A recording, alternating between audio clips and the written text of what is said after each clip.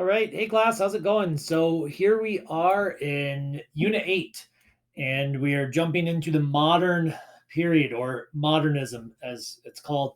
And so we're gonna spend a little bit of time giving you some background on this philosophical period. But to be honest, there's the videos in this unit's content are exceptional. It really covers and shapes modernism, and we're going to be working with modernism for quite a while here. So let's jump in. Let me give you a little bit of a background and we'll be off and running.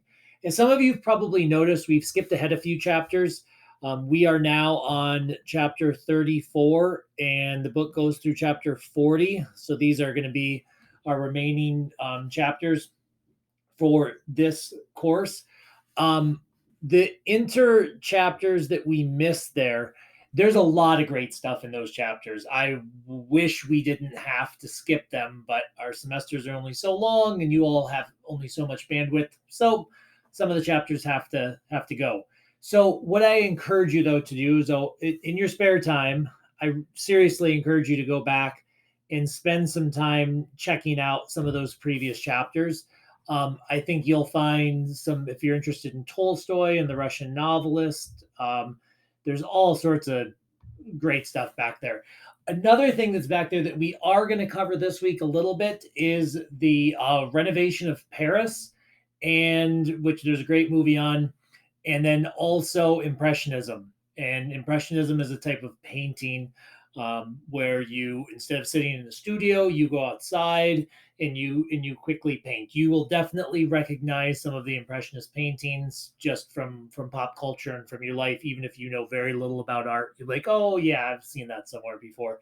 So I have some videos in this unit that require you to brush up on some of the previous topics, but the videos in the course will mostly cover it. And if you want to flip back, I have some page numbers referenced throughout some of the course material. So just giving you a heads up about that. All right, so let's take a look. So I put the modernist period as 1900 here to 1945 from an artistic standpoint.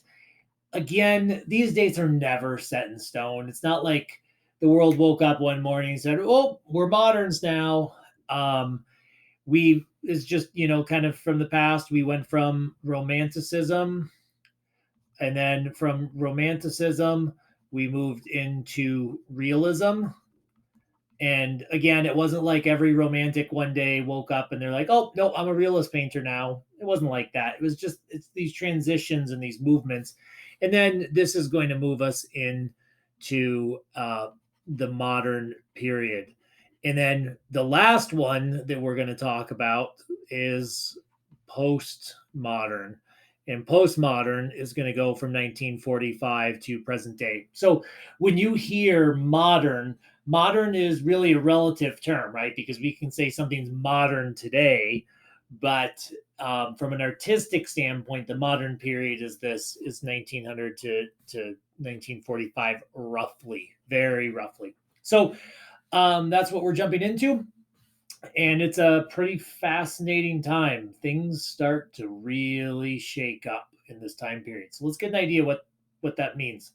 All right, so there's a few kind of key themes that you'll see brought up in the course content, from the artist to the architecture, throughout all of this. And that is this concept that new is always better. People really like during this period new things, new concepts. They are out with old ideas, out with old styles of worship and belief and religion, out with old forms of government. So we know that the Enlightenment happened and people were shedding the mantles of divine right. But for the most part, most of the feudal governments continued to operate and have a significant influence over the economics and the governance of many of these places in Europe. So obviously not so much in the US, but in Europe. So there's a lot of rejection of old European ideals and values, and that new and fresh and challenging is always better. And this is partially sped up by, I think there is a lot of industrial development and scientific breakthroughs going on during this time period. These two things that were fueling each other. We have Einstein coming up with this theory of relativity. Industrial development. In the book, it points out that I believe it was in 1900 in Paris or in France, they had produced a total of 3,000 cars. And by 1907, the automobile is extremely new at this point, right? This is, I mean, the automobile in the US isn't going to really take firm root until the late teens and into the 20s post World War One. But it's starting to pop up. But by 1907, they were producing 30,000 cars a year. So the automobile explodes into this modern period. The other things, just to give you an example, spent some time over the last few years studying World War One, and when you take a look at World War One, and we'll talk about this in the next unit, but in 1865, at the end of the American Civil War, the largest, I mean, this isn't to say there weren't larger, but field deployable cannons shot about a 10-pound cannonball. And by the early 1900s, in the lead up to World War One, the Germans had successfully developed artillery that could shoot 1,200-pound projectiles 20 miles. And so you just take a look at this difference, and it's mind boggling. In that short amount of time, the amount of scientific breakthroughs and developments that we had, everything from like Einstein's theory of relativity, which is, real heady, all the way down to producing 30,000 cars and producing armaments that could shoot massive projectiles with accuracy repeatably that far. So, and that's not to say every single cannon obviously could do that, but the technology existed. So, things are happening, things are moving. And what does this cause? This causes people to feel pretty disjointed.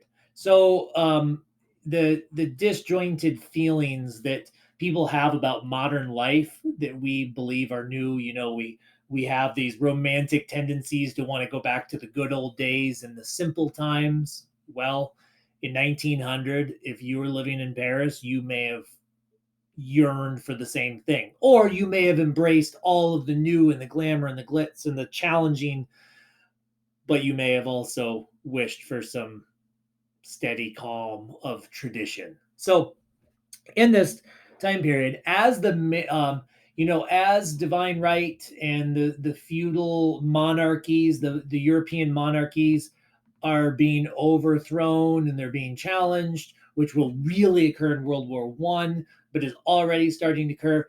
We get what's called the birth of the isms. This is sometimes this period is referred to this, and we get take a step back before the isms can be born, as society is tearing down these monarchical structures, unlike we did during the American Revolution. But then we know France did it, but then they kept kind of backsliding, and multiple Napoleons would just declare themselves emperor and start ruling through decree again. And then there'd be another little mini revolution, and then there'd be somebody else who would rule through decree again. And this is happening all over Europe. Europe isn't exactly just bounced into democracy in the early 1800s and like, oh, here we are, democracy from here forward.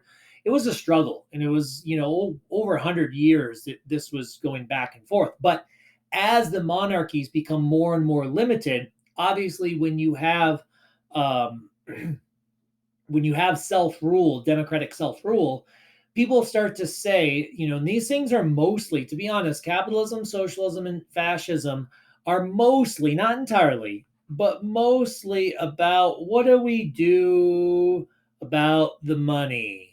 How do we set up our economies? What structures do we have to dictate how capital flows through people and through the workers? And so these three things, and there's others, there's also anarchism, and there's lots of isms popping up, but capitalism, socialism, and fascism were all solutions in the minds of the people at this time. competing solutions to how economies should be set up. And I know it's more complicated than economies. And people are like, oh, capitalism existed before that, and socialism, sure, these existed before that. But this is where people start really studying them and saying, how do we want our money to flow? What do we want the flow of capital through an economy to look like?